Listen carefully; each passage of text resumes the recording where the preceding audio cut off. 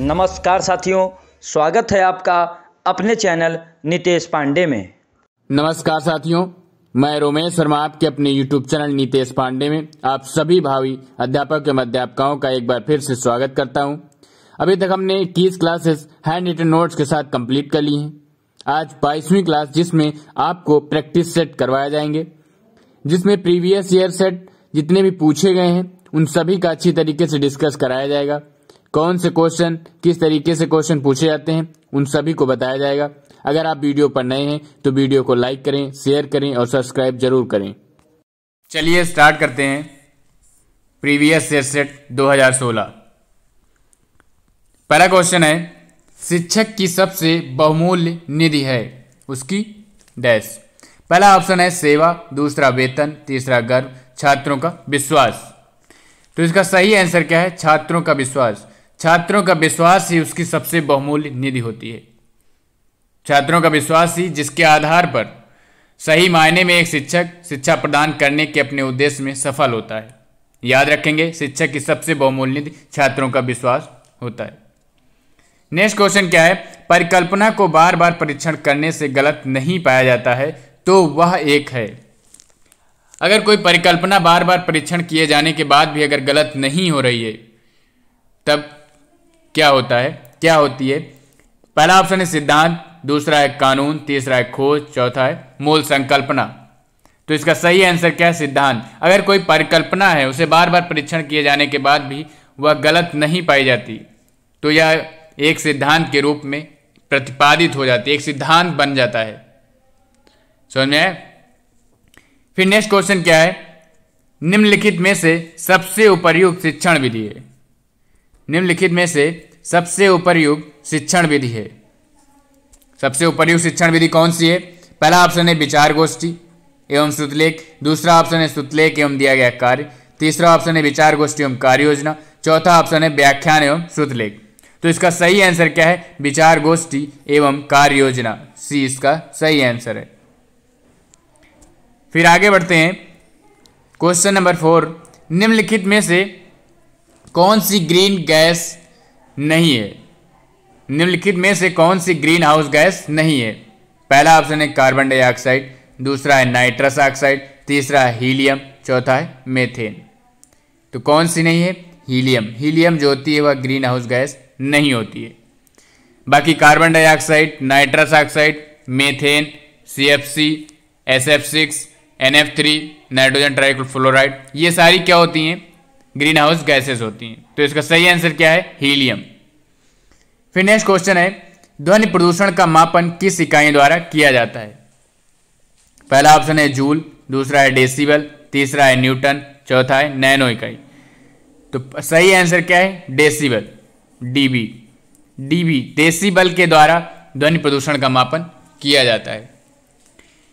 इसे यह नाम जो था वह अलेक्जेंडर ग्राहम बेल के काम के सम्मान में दिया गया था।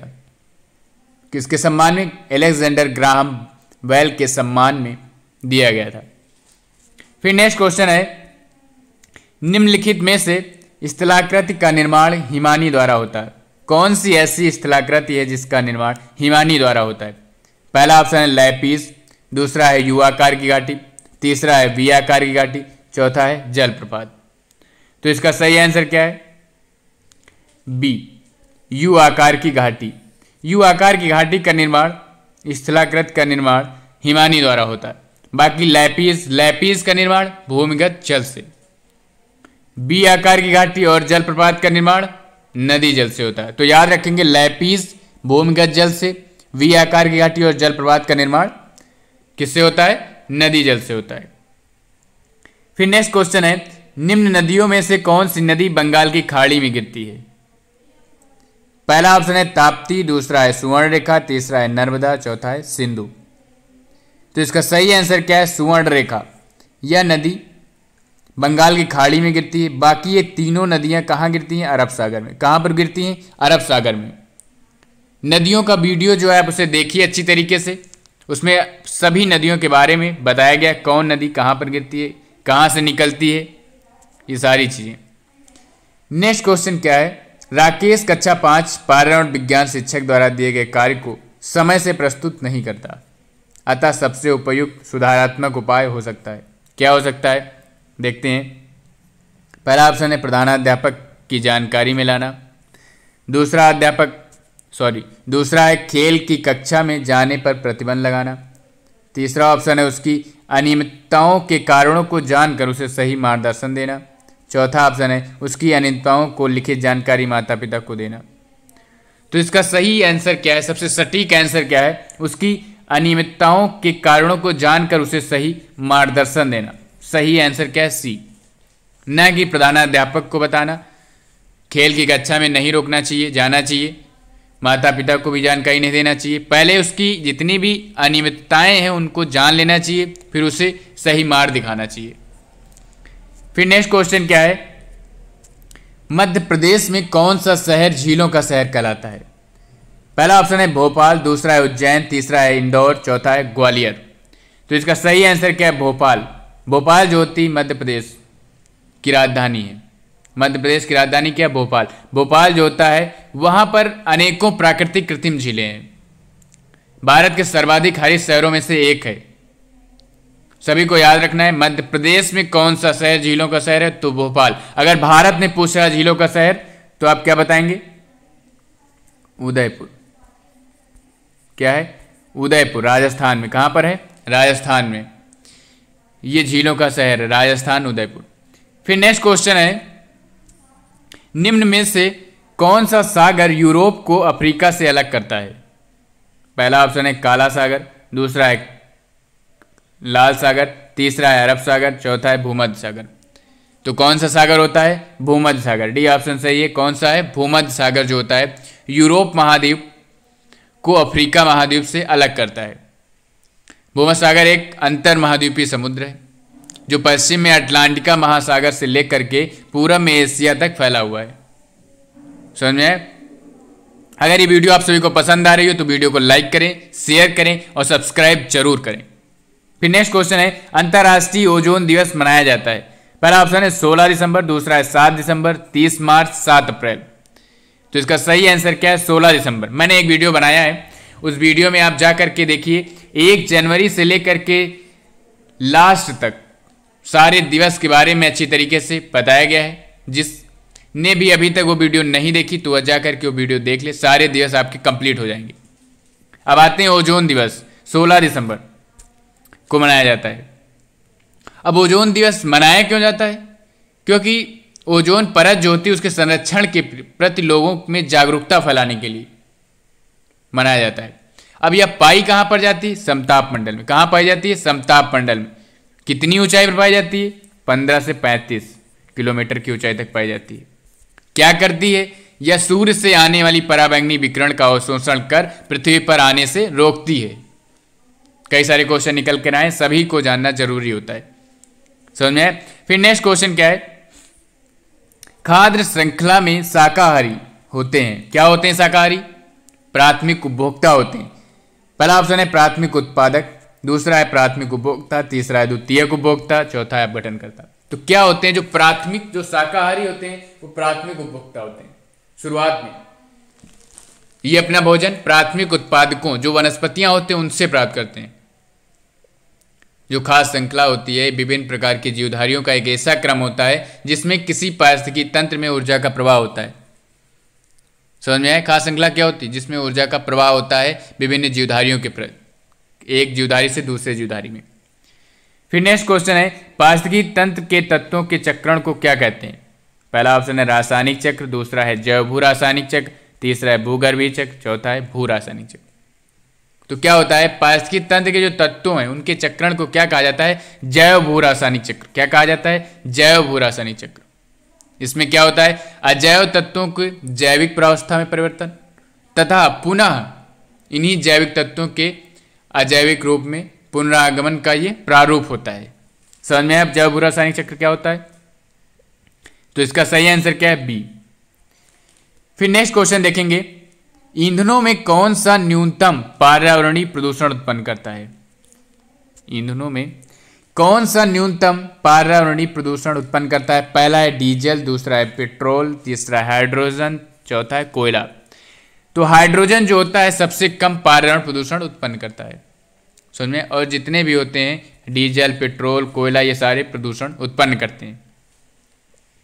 फिर नेक्स्ट क्या है, संकटग्रस्त जंतु दैत्याकार पांडा पाया जाता है। नेक्स्ट क्वेश्चन क्या है, संकटग्रस्त जंतु दैत्याकार पांडा पाया जाता है। जो दैत्याकार पांडा होता है वह कहाँ पाया जाता है? पहला ऑप्शन है ऑस्ट्रेलिया, दूसरा है भारत, तीसरा है चीन, चौथा है ब्राजील। तो इसका सही आंसर है कहाँ पर पाया जाता है? चाइना में, चीन में पाया जाता है। यह क्या होता है? एक प्रकार का भालू होता है जो विलुप्त कगार पर है। क्या होता है? दैत्याकार पांडा क्या है? एक भालू होता है। कहाँ पाया जाता है? चाइना में पाया जाता है। फिर नेक्स्ट क्वेश्चन है, निम्नलिखित में से किस गैस के कारण भोपाल गैस त्रासदी हुई थी?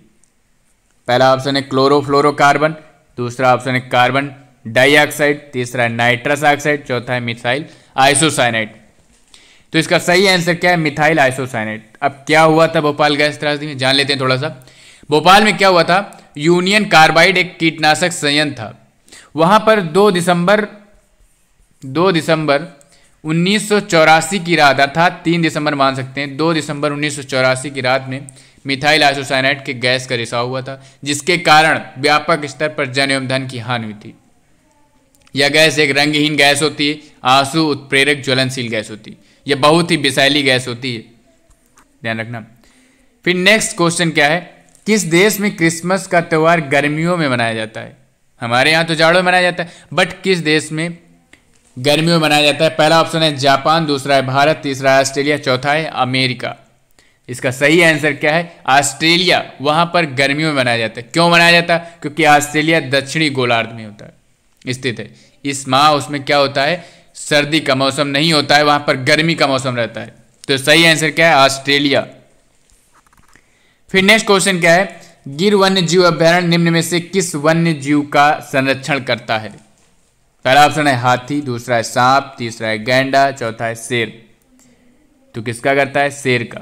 किसका करता है सर? शेर का करता है। एशियाई शेर का संरक्षण करता है। यहां पर और सारे जीव हैं, तेंदुआ है, सांबर है, चीतल है, कई सारे जीव पाए जाते हैं। प्रेजेंट टाइम में इसे राष्ट्रीय उद्यान का दर्जा प्राप्त हो गया है। यह है कहां पर, यह भी तो जानना जरूरी है। यह गुजरात के जूनागढ़ में, कहां पर है? गुजरात के जूनागढ़ में, याद रखेंगे, गुजरात के जूनागढ़ में यह पाया जाता है।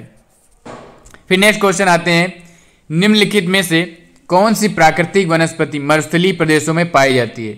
पहला ऑप्शन है महोगनी, दूसरा है कैक्टस, तीसरा है फर, चौथा है चंदन। तो कौन सी वनस्पति होती है? सही आंसर क्या है? कैक्टस। कैक्टस मरुस्थलीय प्रदेशों में पाई जाती है। क्यों पाई जाती है यह भी तो पता होना चाहिए, क्योंकि वहां पर कम वर्षा होती है। कम वर्षा क्षेत्रों में ये इस तरीके की वनस्पतियां पाई जाती हैं। फिर नेक्स्ट क्वेश्चन है, ग्रीन मफलर संबंधित है। मफलर किस लिए होता है? जाड़ों में बांधने के लिए काम होता है। तो ग्रीन मफलर किससे संबंधित है? पहला है मृदा प्रदूषण से, दूसरा है वायु प्रदूषण से, तीसरा है ध्वनि प्रदूषण से, चौथा है जल प्रदूषण से। तो इसका सही आंसर क्या है? ध्वनि प्रदूषण से संबंधित होता है। क्यों, क्या होता है इसमें, यह भी तो जानना जरूरी।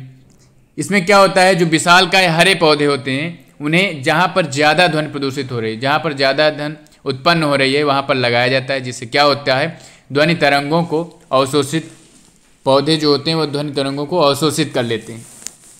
समझ में? फिर नेक्स्ट क्वेश्चन है, भू परिस्थितियों तंत्र में ऊर्जा का महत्वपूर्ण स्रोत है। क्वेश्चन क्या है, भू पारिस्थितिकी तंत्र में, परिस्थितियों लिखा हुआ है, पारिस्थितिकी तंत्र में ऊर्जा का महत्वपूर्ण स्रोत है। पहला है सूर्य, दूसरा है पृथ्वी, तीसरा है चंद्रमा, चौथा है शुक्र। तो क्या है? सूर्य। सूर्य जो होता है ऊर्जा का महत्वपूर्ण स्रोत होता है। इसी से पौधे अपना भोजन बनाते हैं इसका उपयोग करके, जिससे खाद्य श्रृंखला का निर्माण होता है। फिर नेक्स्ट क्वेश्चन क्या है, टाइटन किस ग्रह का प्राकृतिक उपग्रह है? पहला है वरुण, दूसरा है बुध, तीसरा है शनि, चौथा है शुक्र। इसका सही आंसर क्या है? शनि। टाइटन जो होता है शनि ग्रह का प्राकृतिक उपग्रह है। यह शनि का सबसे बड़ा उपग्रह होता है। और शनि का दूसरा उपग्रह क्या होता है? रिया। नाम क्या है उसका? रिया। टोटल शनि ग्रह के कुल उपग्रह कितने हैं? 62। याद रखेंगे ये चीजें। फिर नेक्स्ट क्वेश्चन क्या है, निम्नलिखित में से कौन सी बायोडीजल की फसल है? पहला है कपास, जेट्रोफा, गन्ना, आलू। सही आंसर क्या है? जेट्रोफा। जेट्रोफा जो होता है यह एक पुष्पीय पादप पौधा होता है, जो सूखे तथा विनाशकारी कीटों के प्रति प्रतिरोधी होता है या एक ऐसे बीज उत्पन्न करता है जिसमें 27 से 40% तक तेल पाया जाता है। समझ में? इसका सही आंसर क्या है? जेट्रोफा। फिर नेक्स्ट क्वेश्चन है, पर्यावरण संरक्षण अधिनियम किस वर्ष पारित हुआ था? पहला ऑप्शन है 1982, दूसरा है 1986, 1992, 1996। तो इसका सही आंसर क्या है? 1986 में पारित हुआ था। पर्यावरण संरक्षण अधिनियम कब पारित हुआ? 1986 में। फिर नेक्स्ट क्वेश्चन है, भूमंडलीय तापन का कारण है? पहला ऑप्शन है हिमनदों में वृद्धि, दूसरा है कार्बन डाइऑक्साइड में वृद्धि, तीसरा है कार्बन डाइऑक्साइड में कमी, चौथा है वनों में वृद्धि। अब सही आंसर क्या है? कार्बन डाइऑक्साइड में वृद्धि। क्या होता है, वायुमंडल में कार्बन डाइऑक्साइड की मात्रा में अगर वृद्धि होती है तो भूमंडलीय तापन का कारण यही है, ताप बढ़ जाता है भूमंडल का। वायुमंडलीय गैसें जितनी भी होती हैं सबसे ज़्यादा कार्बन डाइऑक्साइड होती है। इसके द्वारा क्या होता है, जितनी भी अवरक्त विकिरण होती हैं उनको अवशोषित कर लिया जाता है, और जब कर लिया जाता है तो वायुमंडल का तापमान बढ़ जाता है।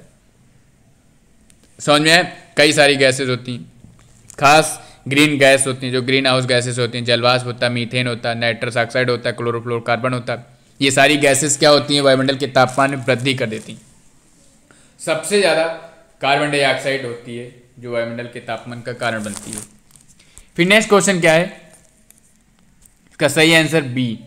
किसमें सर्वाधिक जैव विविधता पाई जाती है? पहला है शीतोष्ण पर्णपाती वन आयोग, दूसरा है उष्णकटिबंधीय सदाबहार वर्षा वन बायोम, तीसरा है शीतोष्ण घास प्रदेश बायोम, चौथा है सवाना बायोम। तो इसका सही आंसर क्या? उष्णकटिबंधीय सदाबहार वर्षा वन बायोम। क्या सही आंसर? उष्णकटिबंधीय सदा वर्षावार बायोम में सर्वाधिक जैव विविधता पाई जाती है। अब पृथ्वी पर लगभग 12% भाग इन्हीं वनों से ढका हुआ है। आधे से अधिक जंतुओं और वनस्पतियों की प्रजातियां जो होती हैं इन्हीं वनों में पाई जाती हैं। समझ में? फिर नेक्स्ट क्वेश्चन क्या है, निम्नलिखित में से किस मृदा का निर्माण लावा द्वारा होता है? पहला है लाल मिट्टी, दूसरा है काली मिट्टी, जलोढ़ मिट्टी, लैटराइट मिट्टी। तो किस मृदा द्वारा होता है? काली मिट्टी द्वारा। इसका सही आंसर क्या है? बी। काली मिट्टी का निर्माण होता है लावा द्वारा, लावा के अपक्षय के कारण होता है। अब ये कहाँ पाई जाती है? महाराष्ट्र, मुख्यतः महाराष्ट्र और पश्चिमी मध्य प्रदेश, गुजरात आदि राज्यों के लगभग 5 लाख वर्ग किलोमीटर क्षेत्रों पर पाई जाती है। फिर नेक्स्ट क्वेश्चन क्या है, वायुमंडल की कौन सी परत है जो प्रकाश की पराबैंगनी किरणों को पृथ्वी की सतह पर आने से रोकती है? अभी जस्ट इसके पहले क्वेश्चन हुआ था, कौन सी परत है जो प्रकाश की पराबैंगनी किरणों को पृथ्वी पर आने से रोकती है? पहला है समताप मंडल, क्षोभ मंडल, आयन मंडल, मध्य मंडल। तो अभी हमने बताया था O3 जो ओजोन होती है वह किस परत पे पाई जाती है? सर समताप मंडल में पाई जाती है। किस में पाई जाती है? समताप मंडल पाई जाती है, जो क्या होती है, प्रकाश की पराबैंगनी किरणों को पृथ्वी पर आने से रोकती है। अब पाई जाती, इसका कितने किलोमीटर पाई जाती है ये भी हमने बताया था, 15 से 35 किलोमीटर तक पाई जाती है। इसका नाम क्या होता है? O3 ozone. तो इसका सही आंसर क्या है? समताप मंडल। फिर नेक्स्ट क्वेश्चन क्या है, गंगा एक्शन प्लान को लाने का उद्देश्य निम्नलिखित में से किस सुधार हेतु है? पहला ऑप्शन है जल की गुणवत्ता, दूसरा है जल का वेग, जल की प्रचुरता, जल का तापमान। तो इसका सही आंसर क्या है? जल की गुणवत्ता के लिए मेन उद्देश्य क्या था? जल की गुणवत्ता में सुधार लाना। कब लाई गई थी? 1985 में। कब शुरुआत हुई थी? 1985 ईस्वी में। फिर नेक्स्ट क्वेश्चन है, निम्नलिखित में से कौन सा वृक्ष जैव कीटनाशक का उत्पादक है? तो पहला है नीम, दूसरा है देवदार, चीड़, ओक। तो इसका सही आंसर क्या है? नीम। नीम जो होता है ऐसा पौधा होता है जो जैविक कीटनाशक का उत्पादक होता है। इसके सभी भाग, जितने भी भाग होते हैं, चाहे पत्तियां हो, चाहे पुष्प हो, चाहे बीज हो, चाहे फल हो, जड़ हो, छाल हो, सभी महत्वपूर्ण होते हैं। अनुकूलन कीटनाशक पाए जाते हैं। इससे औषधीय गुण भी बहुत ज़्यादा पाए जाते हैं। इससे विभिन्न प्रकार की औषधियों का निर्माण भी किया जाता है। तो उम्मीद करते हैं आप सभी को यह वीडियो पसंद आई होगी। अगर ये वीडियो आप सभी को पसंद आई होगी तो वीडियो को लाइक करें, शेयर करें और सब्सक्राइब जरूर करें। फिर मिलेंगे अगली वीडियो में, तब तक के लिए धन्यवाद।